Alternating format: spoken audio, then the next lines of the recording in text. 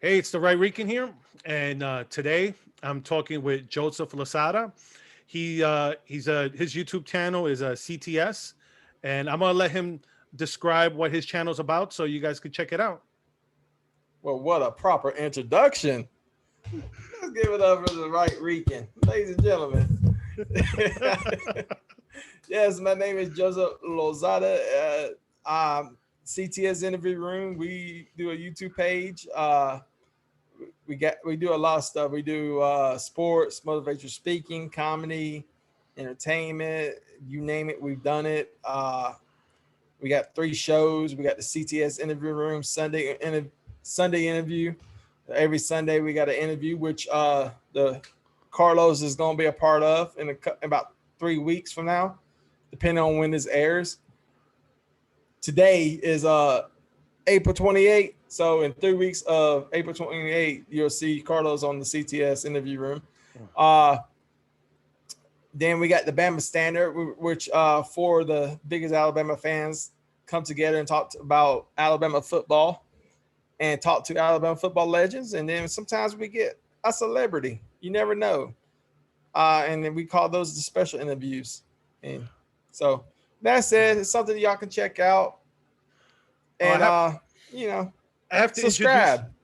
I have to introduce my former pastor. Like I was telling you, I lived in Texas for 6 years, and our pastor was from Alabama. So he was very obnoxious about all your national championships, especially when he was able to go to AT&T Stadium and actually watch them win the national championship. Well, I don't think he's being, disrespectful. He just needs everybody in Texas to understand that Alabama football is superior than any other team in the NCAA. And it's not just Division One. I mean, you got Jacksonville State, uh, and of course Troy's Division One now too. But you got a bunch of Alabama, Birmingham, University of Alabama, Birmingham. You got Tuskegee. You got Alabama State, Alabama A&M. Uh, I mean, you name it. We're at this Alabama. Oh yeah, okay, oh, yeah. We got that other school too. What's his face? Uh, Auburn. For people who don't know, you know, when it comes to college football, Alabama is the state to be in right now. So So I gotta let's say for someone who's not a big college football fan, what's the deal with the whole Alabama Auburn? What's the issue? What's how did the rivalry begin?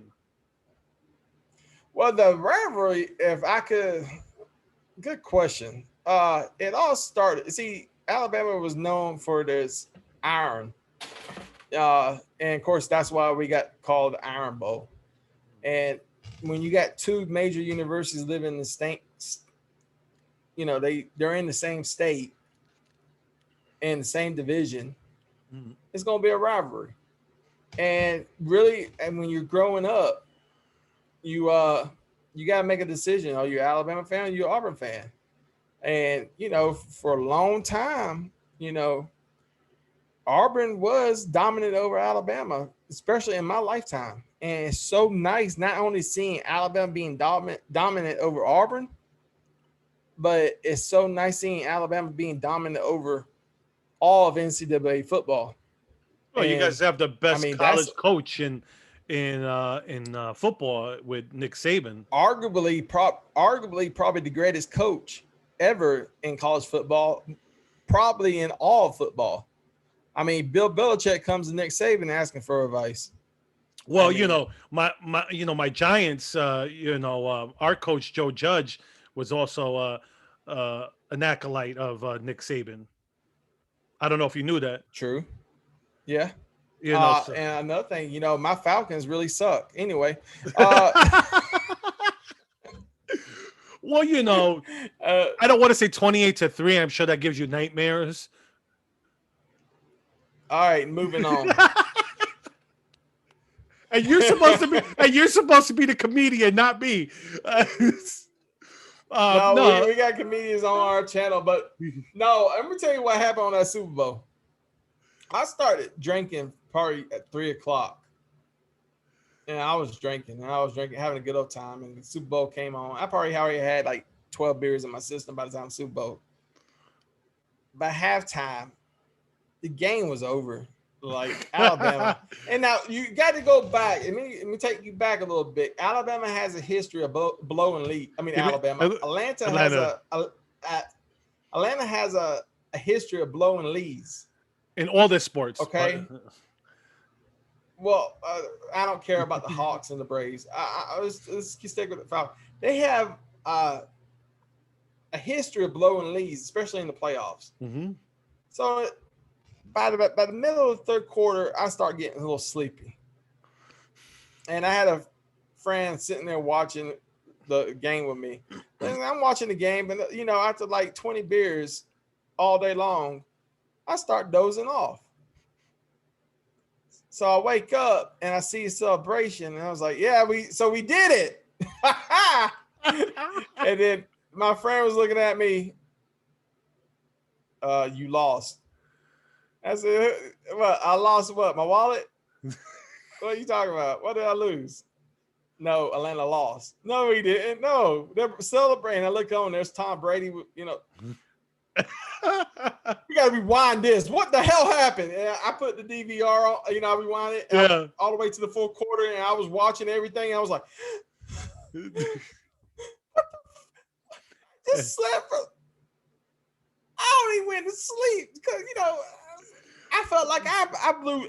It was my fault because I went to sleep.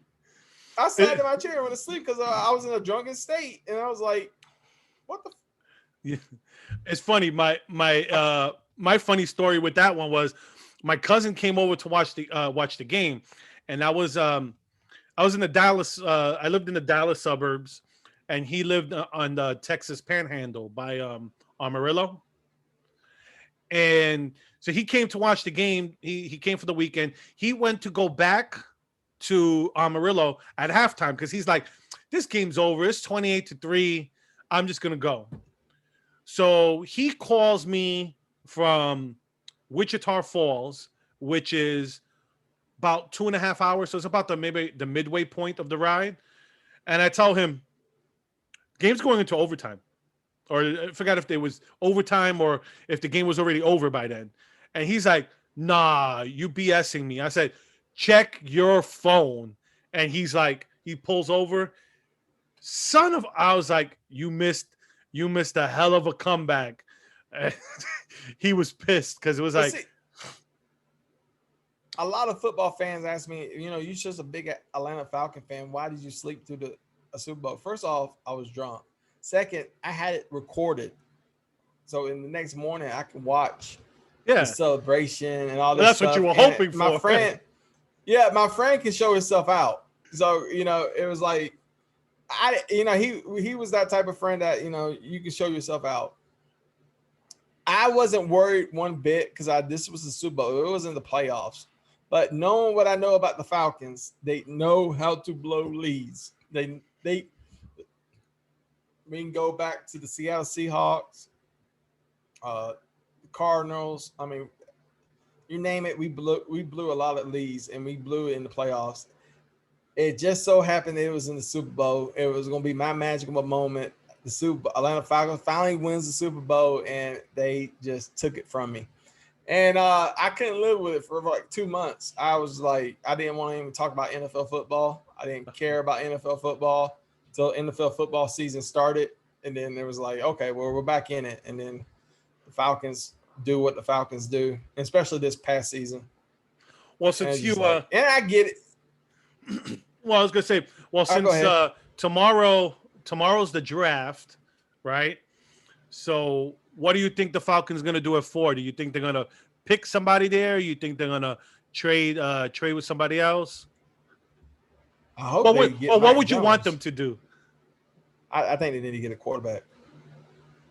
I think that you need to do the Aaron Rodgers thing, get somebody like Mac Jones or Mac Jones. It doesn't sound like Mac Jones is going to be there. It sounds like the 49ers are probably going to pick him at 3. I think it's so many quarterbacks right now. You got so many quarterbacks to choose from. You got Trevor Lawrence. You got Justin Well, Trevor, Fields. You well, got Mac Trevor Jones. Lawrence is going number one. He's going to Jacksonville, and Zach Wilson's already going to the Jets at number two. So the only people that might be probably left would You be got Justin Fields or Trey Justin Lance. Fields. Or Okay, Trey and then you got Lance. Mac Jones. So No, look, Mac Jones is probably look going at to it be this gone way. at 3.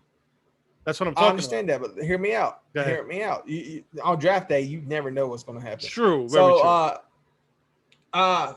so get a quarterback. Let Matt Ryan, do the Aaron Rodgers, Brett Favre. Let's bring him along a little bit, and then when it's time for Matt Ryan to retire, because he's on his 15th year, I believe.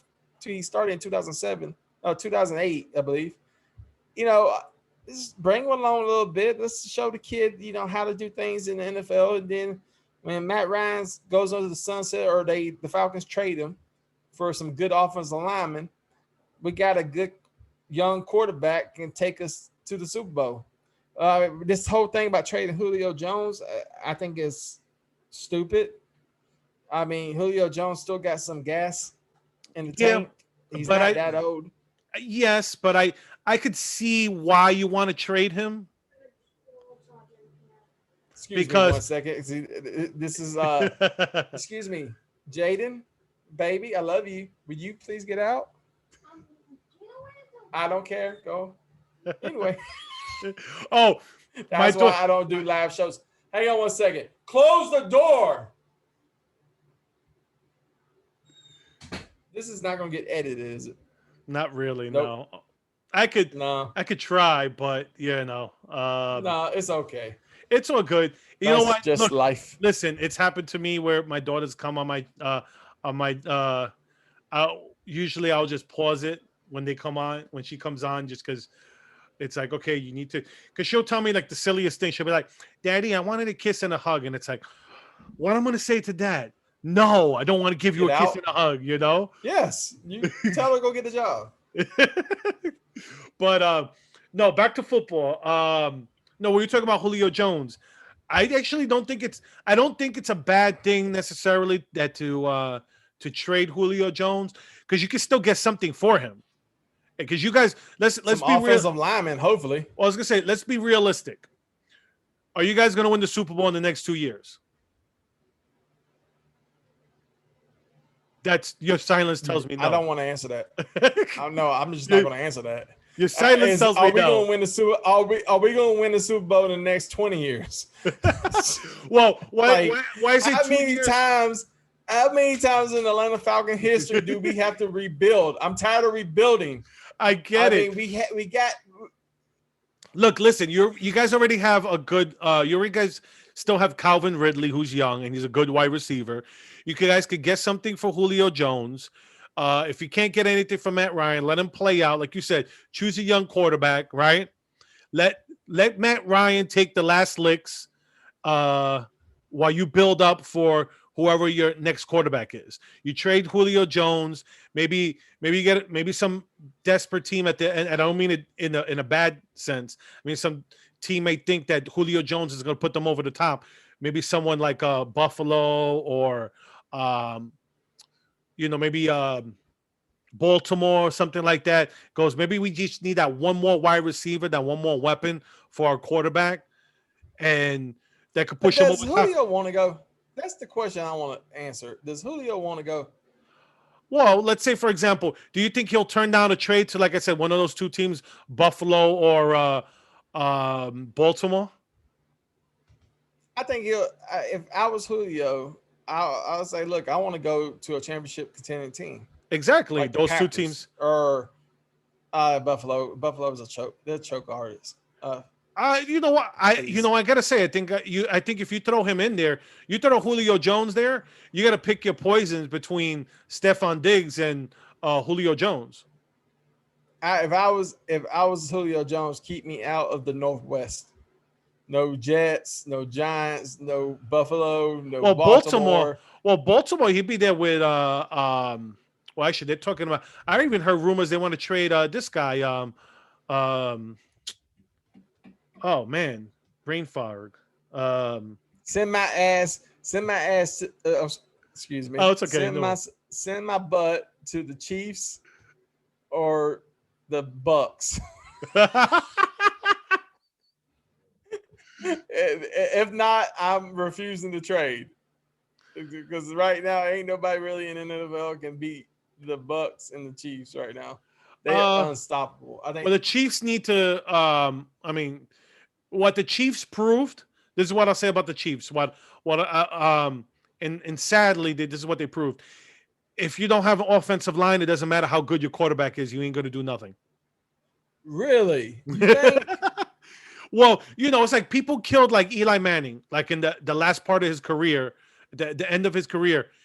Dude was playing without an offensive line for the last like 5 or 6 years of his career. And they're like, well, why didn't he put up good numbers? Well, when you have a shitty offensive line, what's going to happen? You're going to be knocked on your butt all the time.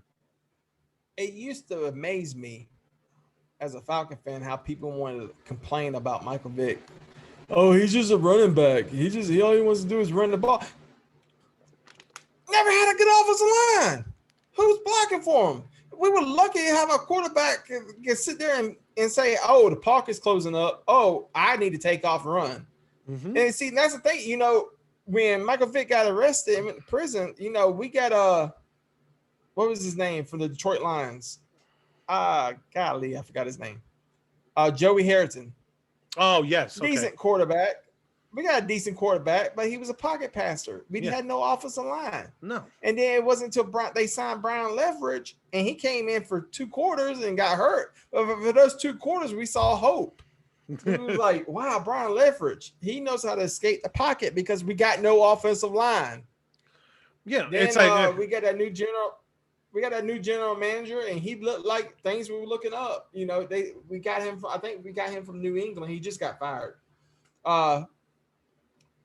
We got him from New England and things looked up, but we got a pocket passer who don't know how. I mean, Matt Ryan needs a offensive line.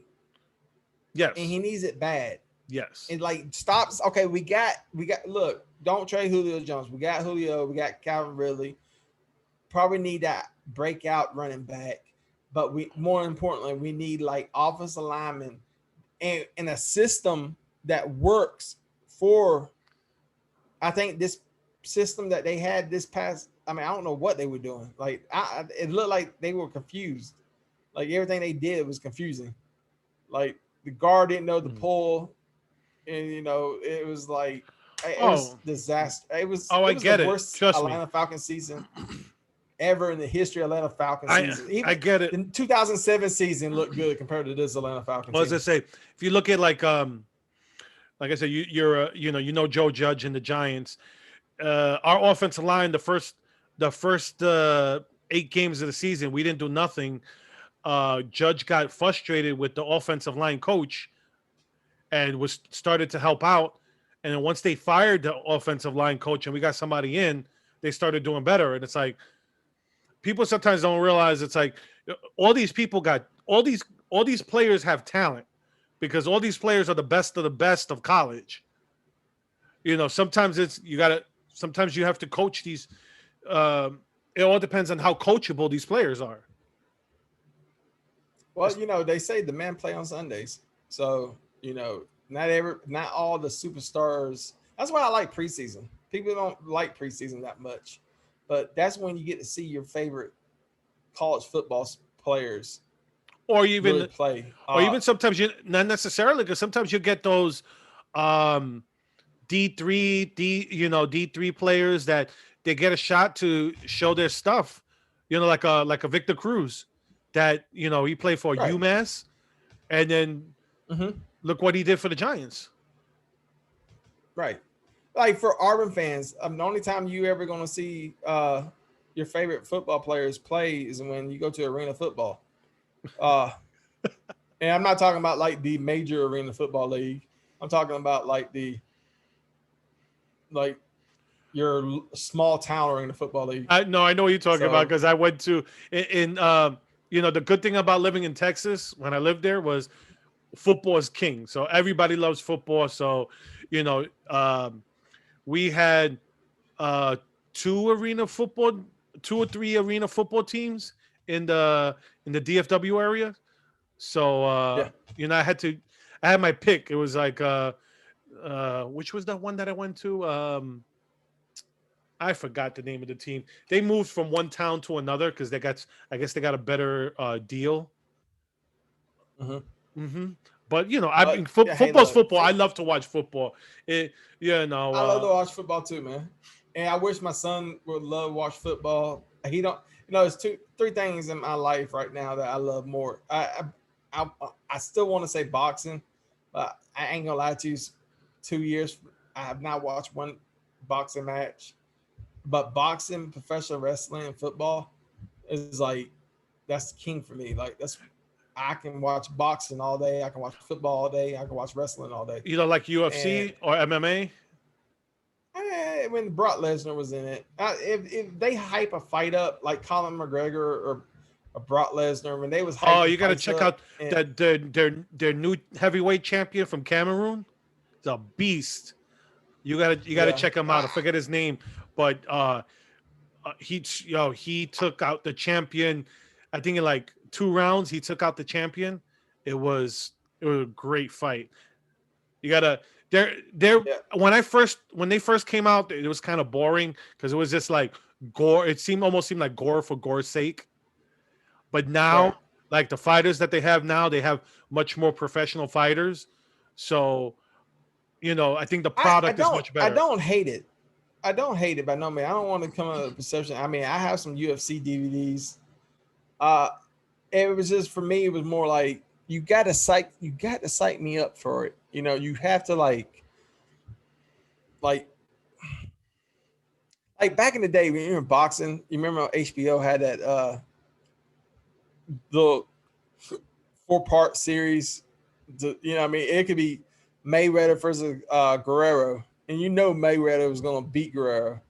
However, HBO psyched it up to the point where I was at Buffalo Wild Wings watching the fight, even though I knew Mayweather was going to kill his kid, Yeah, no. or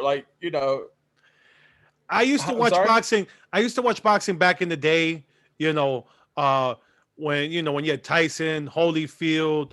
Uh, Once you got to like Lennox Lewis and stuff like that, after Lennox Lewis, like it just seemed like you had Mayweather, you had Pacquiao, but to me, it's nothing like watching heavyweights just go at it and Oh yeah, but look, Lennox Lewis probably was the last great heavyweight champion.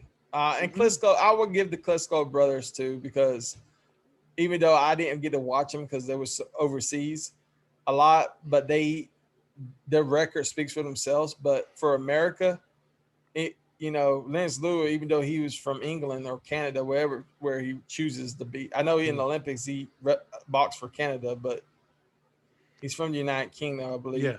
He boxed right here in America, and he was dominating all the heavyweight boxers. I mean, he hmm was killing them till he got in the ring with Klitschko. Even though he won that fight, Klitschko was actually going to win that fight before the cut. If you remember the cut, it was a bad cut. Klitschko, and that was Lennox Lewis' last fight. I think Lennox Lewis realized that he don't have it no more.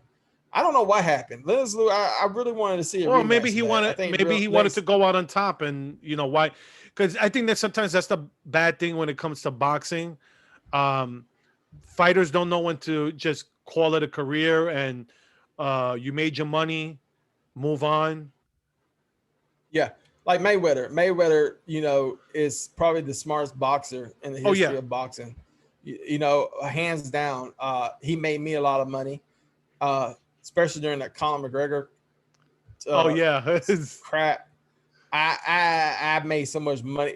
I didn't understand. Once again, when we did our show, we was talking about people being brainwashed. uh Uh, how do you think that's like me coming to your house and having a Spanish speaking competition. It's just not going to work. I'm not going to win this contest. You know, Conor McGregor at boxing was probably average at best, and I'm giving him a lot by saying he was average at boxing. But you go into the ring with one of the greatest of all time in boxing, and you think hmm you are going to win, and then people don't realize that but he went 10 rounds with Floyd Mayweather. Floyd Mayweather carried him for 10 rounds. If you know what you was looking at, Conor McGregor, he was just playing with him. Yeah, he was. Floyd was playing with him. Yeah, he was. Give him the people what they show. Floyd Mayweather knew that the fans want to see him lose, so he was giving them a show. But he didn't want to knock him out like in the third round because then people would be pissed. No. It's like, you know what? Hey, he did that with Hatton, and I was pissed because we paid a lot of money. That's like to watch that fight. And you heard he's gonna fight Jake Paul, I think it is, right? The YouTube guy. Yeah, Jake. Not Jake Paul. His older brother, Logan Paul. Oh, okay, whichever one. And once again, hey, I do not hate on Logan Paul, because I'm telling you right now, I would take a whooping for $2-3 million. Hell yeah, I agree. If I had the opportunity to take a beating and get embarrassed in front of millions of people, let's say thousands of people, because I don't think that many people are going to buy the pay-per-view, but no, I'll take that back. People will probably want to see Floyd Mayweather. I will literally go in the ring and be embarrassed for $3-4 million. Oh yeah, and I would not have a problem with it. Nope. So it's not going to be a problem with me. If Floyd wants to fight me, I'll fight him. Yep. Call me a LeBron. I'll take that. Call me a LeBron. I'll take that money. Yeah. I was waiting for you to get that one. Anyone who watches both our videos will get the joke. Yeah. Yeah. LeBron's not very. I don't like LeBron. No. On I my don't channel, even want to talk about LeBron. I think we've talked about LeBron enough. Yeah, I gave him enough play on my channel too. Yeah. So yes, I wanted to give people, this, I guess, I know sports is your passion with on your channel, when you also do, you said like motivational speaking, you get people. What do you do with that? Like how do you go about doing that stuff? What got you into doing that? Like, sports is easy to see. Well, the way people are these days, I need motivational speaking more than anybody. I need somebody to lift me up, especially when you're doing a YouTube channel in 2021. When it's time. I mean, it's times where I just like, oh my God, it's been a year. We're not making no money. Everybody on our crew is pretty much out for themselves. It's time. Sometimes I'm just like, it's like, but sometimes I'll bring home, I'll put something motivational in, and then it's like, okay, I got to go back to work. Motivational speaking is very important to me, and then comedy is very important to me. Alabama football is very important to me. Meeting new people. At one time I have friends. Doing this, you're gonna make friends with people. Mm-hmm. At one time I had friends and I don't talk to these people no more. Mm-hmm. But I had because you lose touch or they turn out to be psycho.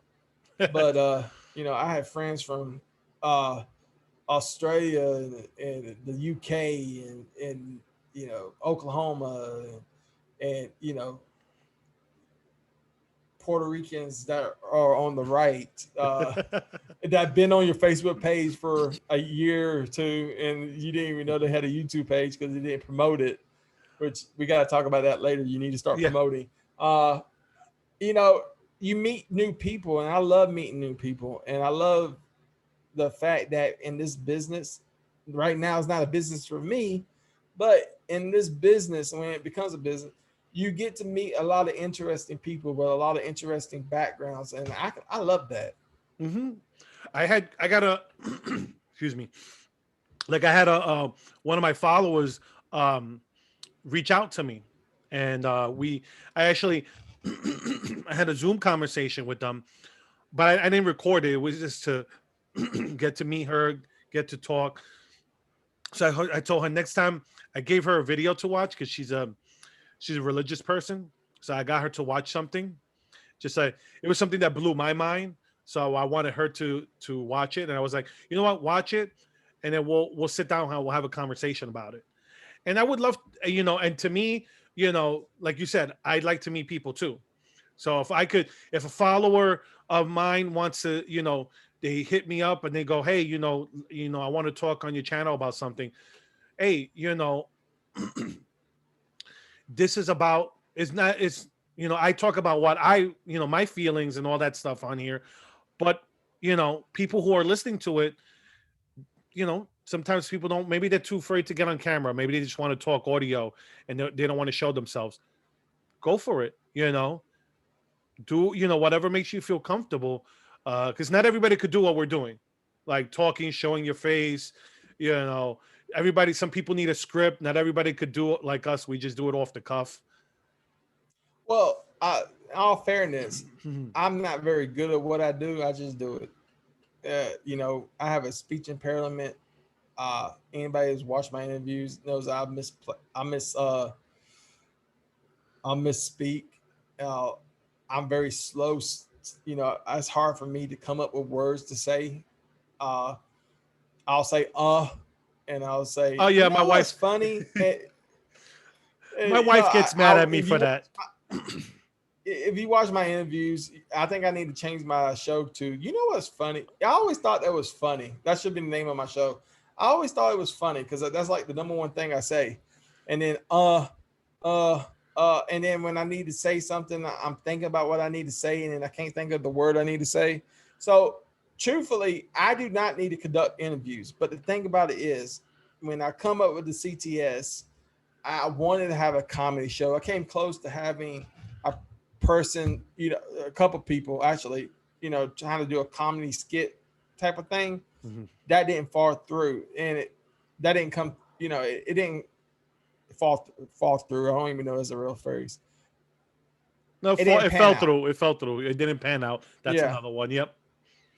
yeah. So CTS stands for Carolyn's Treasure Shop, and the Carolyn's Treasure Shop was named after my mother who passed away. She was in the big. I'll try to make this fast. It was named after. She liked doing thrift stores and stuff, so I opened up a little store, and I thought to myself, well, you know what I can do? I can go on YouTube, do an interview with somebody, and then at the end of it, do a commercial. So when you go back in the old, I'm talking about the first, second, third, fourth, maybe about to the 20th video, you go to the end of the videos and you'll see a commercial that we filmed Mhm. for Carolyn's Treasure Shop. Well, it got tough to, working as a private investigator, didn't have another job, kids, my wife got pregnant, I was sick, uh, panic attacks started happening, hypertension. And then it was like I can't keep up a store, a job, private investigating.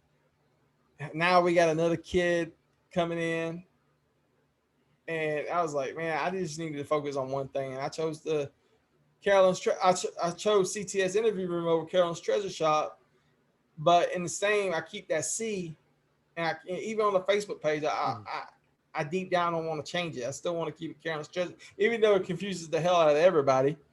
I still don't want to change it because it's like this all started because I wanted to dedicate something to my mother. Yeah. And anybody that has ever lost a parent, no matter if you are 8 or 38, it's hard. It's something that you don't just get over, especially if that person was your love of your life. I use that phrase because she was the love of my life. She was the one, even though I probably wasn't the brightest guy in the world or the stupid. I probably was, arguably, probably the stupidest kid a lot of people ever met. She was the one that told me, "Hey, you can do whatever you want to do. You can do this. Sure, you could be an astronaut, even though you can't even spell astronaut. Sure, you can write a book, even though you can't spell with a damn. You know, Uh-huh. she was that person for me. And when I was down, I called her up. Now, there was a little thing about Carolyn. You had problems. You may have had problems, and you need that mama to come on and tell, just lean on her shoulder. But as soon as you tell that woman something, you knew everybody else was going to know about it too. Because she had this thing about all right, if I got to tell you something, but you can't tell such and such. She used to call me all the damn time. Hey, if I tell you something, don't tell Tracy. Why? Because she told me not to tell nobody. What the fuck? That was my mom. But even though I knew she was going to tell everybody and tell everybody in the whole wide world, when you was scared, when you was down, when you was out, you go to mama. As a little boy, I never understood as a married man. Why don't my sons or why don't my kids come to me when they fall? They want to go to mama because mama's that nurturer, and that's what my mom was to me. And I miss her. God, Lee, I'm about to cry. No, that's that was my mom was to me. And it hurt me to watch her die. I mean, I was there watching her die, and it wasn't a very comfortable death. It was a very violent death, and just because of her condition. And I had to make that decision. It was a lot. It was a bad night for me, and I didn't want her. I always want her name to be remembered, and that's why that C will always be there in CTS.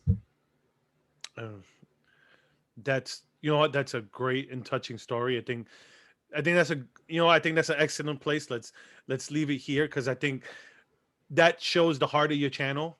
I think that showing that your channel comes from a place of love, even though it's like you talk sports, you talk, like you said, motivational, it's just kind of therapy.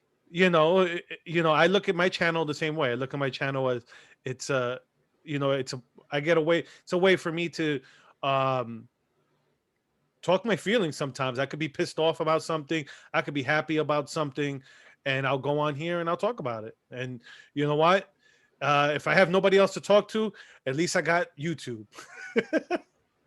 That's right. Oh, by the way, I just made all that crap up. I just want to get away from the wife and kids. Oh man.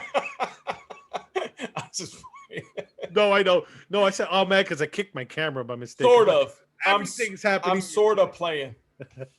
I'm sort of playing. Yep, I just got away from my kids for the past hour and a half between your show and my show. With that being said, I have to go take care of my kids. It was a pleasure, Joseph. I'm gonna put your information. But before you go, do you know where my kids are at? Where are your kids at? Behind in front of you? I was asking you. My kids are locked in their room. No, let me stop. Close us out, man. Close us out. All right. Well, it was a pleasure talking with you. I can't wait to do this again. With next time.